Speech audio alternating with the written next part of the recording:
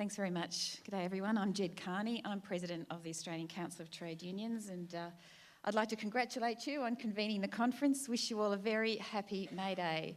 And the trouble about being the last speaker on a panel as amazing as this is that there's not much left to say, really.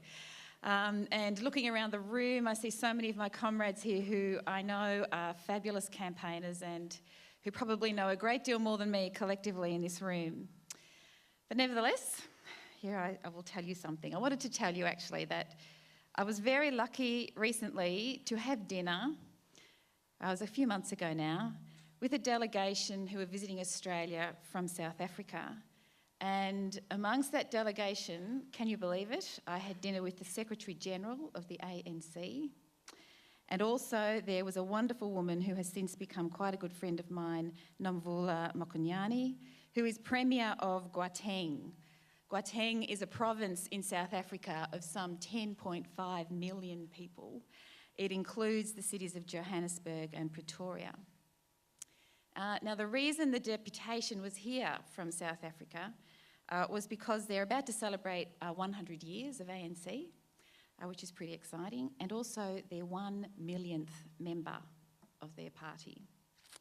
If you take that as a per capita basis and equivalent here, that would mean if we were as successful here in the Labor Party, we'd have 350 to 400,000 members.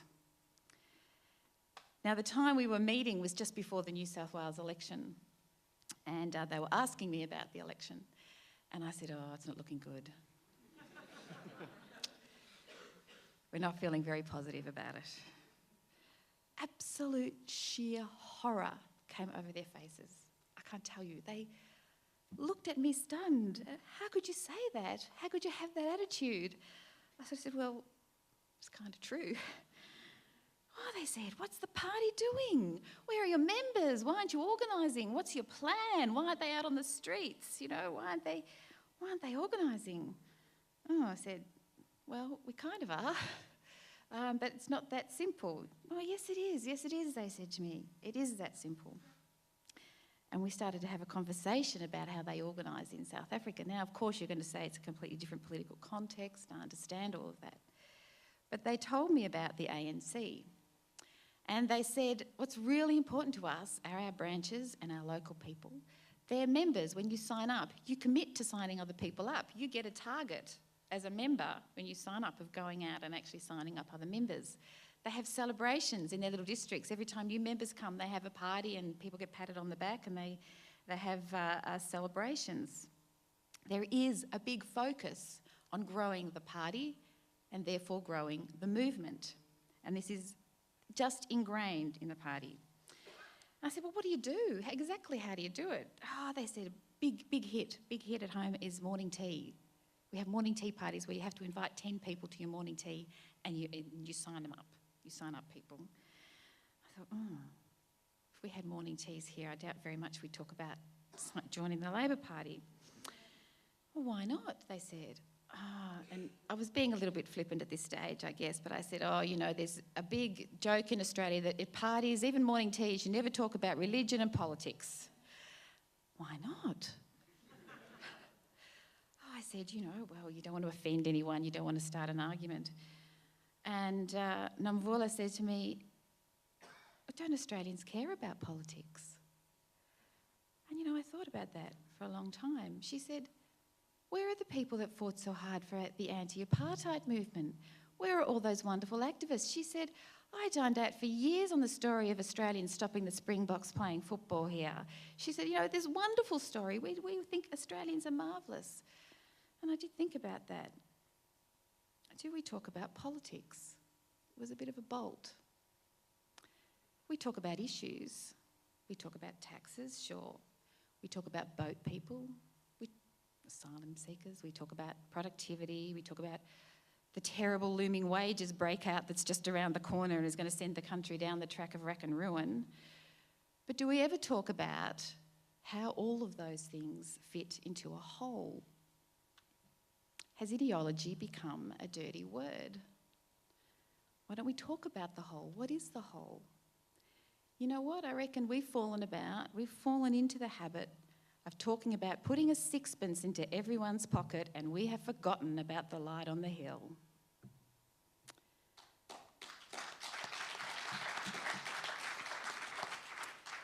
So I've had lots of conversations since with my South African comrades, and one thing I've got from them, and I know that this has come through loud and clear in the last couple of days, and I'm sorry if I'm a Johnny-come-lately to this, but they said, well, Ged, if you want to avoid an argument, you don't go right in there like Mitch was saying. You don't say, do you want to work 35 hours a week for me? You sort of ease people into it.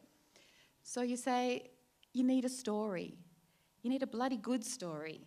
You need to be able to tell a story that grabs people and excites them and that absolutely wrenches them in their guts and says, yes, that's it. That's what I want to be. That's where I want to be. Obama had a great story. Obama had a story that made people cry. What's our story? What is our story?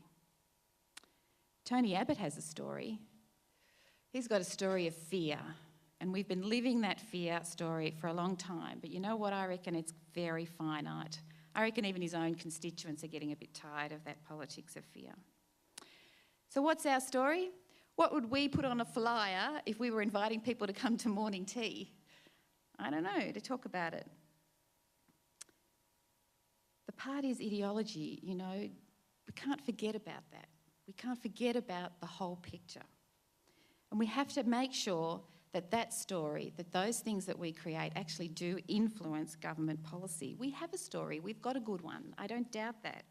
I'm very proud of it. But a lot of things that come out of the government, and people often can't separate the party from the government, what comes out of the government confuses people and isn't quite reflective of our story, I think. At the moment, we're hearing a lot of stories about punishing people who are disabled and the long-term unemployed. I know that's not the intent, but that's sort of how the story is coming about. We're fluffing around with the mining tax. We hear our own treasurer constantly talk about wages pressure, about tax burdens, about regulatory burdens. We still have the ABCC. How do all these things fit into our story? The story's not clear. That flyer that will grab someone and bring them along to a morning tea to join the party, it's not clear. And I know that as a party we're trying to do that, and that's what these conferences are about, and I think that's fantastic. Recently we heard our Prime Minister make a big address, and she talked about the access to opportunity. I'm not sure that's quite there. I think it's on the way, but I'm not quite sure that's it yet. And, maybe even Sarah Palin wouldn't have an objection to access to opportunity, but we need something. We need a story. In 2004, the union movement decided to mobilise. We decided to stop the deregulation of labour laws, and we found our story, and we told it for 3 years. It was hard work. Somebody went out there and said, God, I think you said at the beginning, oh, this organising sounds like hard work. Well, it is hard work. It's not easy. And I wasn't at the ACTU when they did that. I was actually at the nurses' union then, and we're a major affiliate taking part in that. And, it was hard. We weren't going to trust the ACTU with our members, thank you very much. We weren't going to give them our lists. Why should we give them our money? That it was really hard to mobilise and to get everybody to move together as one and one movement. But we did it in the end. And we did it really, really well. And we told the story, and the story was compelling. Who will ever forget the story of Tracy and those kids tugging at her dress as she's on the phone? Compelling story. And it worked. It organised people, it motivated people, it got people to tell their own story, as Mitch says. This is what happened to me, and it organically grew. But it didn't grow on its own. It did take organising, it did take time, it took a lot of money, it took a lot of effort. But grow it did, and it was successful. In the seats that we concentrated on during the 2007 election, the winning margins were 2 and 3% greater than the average margin across the country. It worked. The one thing I will say about the 2007 Your Rights at Work campaign is, though, we didn't use it to grow the union membership. We didn't sign people up. That perhaps wasn't the point of it, and I grant that. It wasn't actually seen as a growth campaign, but it could have been. So what's next for us? Well, we're going to mobilise again. Absolutely, we need to. We need a new story. We need something new that is going to grab the guts of people, that is going to make them go, oh, that Tracy feeling that gives you the goosebumps. And we're going to find that story. And we think, at the moment, it's going to be around insecure work. There was an article in today's paper saying that 20% of the workforce is casualised, 25% of the workforce are independent contractors, 2.5 million people in this country don't have access to paid leave, they don't have sick leave, they don't get superannuation. You know, this is a growing problem, and we reckon this is going to be our next story and what we can mobilise around, and we are going to mobilise around it in a big way. We are having a census. Tomorrow we're launching our largest ever census of all our members, and we're going to ask them, is this important to you? What do you want us to do about it? We are going to involve them and engage them, and we are starting to mobilise again. But as a party, what are we going to do?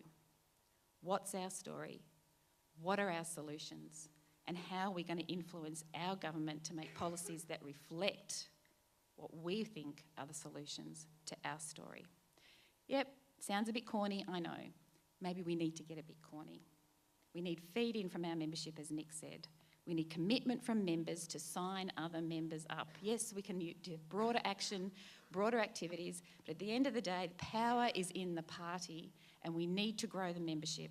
We need to sign people up. We need state branches to coordinate with the federal office.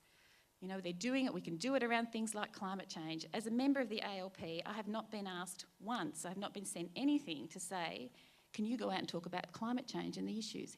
Here's some information to help you. Here's a pamphlet. Go out and have this conversation. I haven't had anything. We can do it. It's very practical. Yes, it's hard work. Yes, it takes resources. But with a bit of will, we can do it. Thank you.